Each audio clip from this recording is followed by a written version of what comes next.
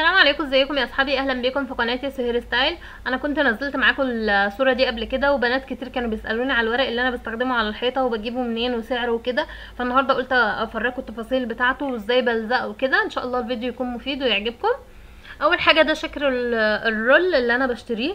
هو رول بيبقى شكله مخطط من ورا كده، متقسم بالسنتيمتر وكده. ده شكله الرول بيبقى 10 متر والعرض بتاعه 45 سنتي. في رولات تانية اللي هي بتبقى 5 متر، دي سخيفة جدا مش حلوة ابدا. حتى لو اشكالها حلوة ما تجيبهاش وما تفكريش ابدا تلزقها على الحيطة، لانها بتتقطع وما بتكونش متينة خالص. زي الرول اللي هو على 10 متر. ده بيجي من عند بتوع الادوات المنزلية، وسعره 50 جنيه. وفي اماكن بتبيعه ب60 جنيه. انا جايباه من سوق امبابة ب50 جنيه. هوريلكوا ازاي الزقه على الحيطه. بس انا طبعا لازقه على الحيطه بتاعتي بقالي يجي سنه، ف اوريدي لازقاها. فانا هفرجكوا بس انا ازاي بلزقها.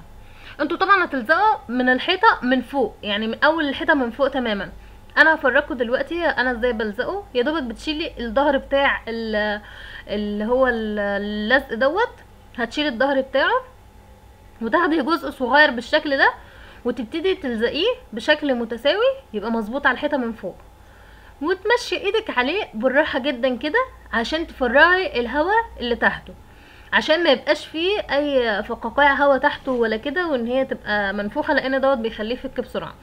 كده انت بتتاكدي ان الجزء الصغير اللي انت لزقتيه لزق كويس قوي مفيش اي هواء. تبداي بقى تسحبي بقيه اللزق من ورا كده، يعني من تحت تشدي حته وتبداي تلزقي اللي بعدها.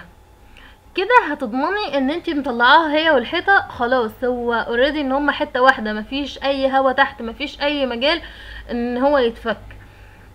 وتبداي برضو خلصي حته تاخدي الحته اللي بعدها، تخلصي حته تاخدي الحته اللي بعدها، لحد ما تخلصي الصف كله.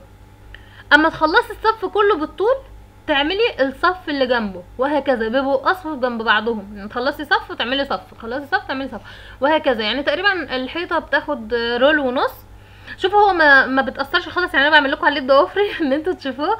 ان هو ما بيتاثرش عادي، ان انت لو قعدتي تعملي عليه ضوافري كده جامد ما فيش.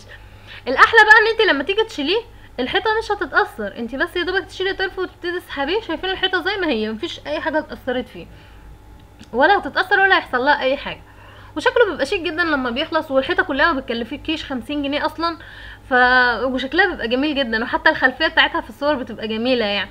ان شاء الله الفيديو يعجبكم ويكون سهل عليكم. الفيديو عجبكم ما تنسوش تعملوا لايك للفيديو، سبسكرايب للقناه، واشوفكم الفيديو الجاي. باي.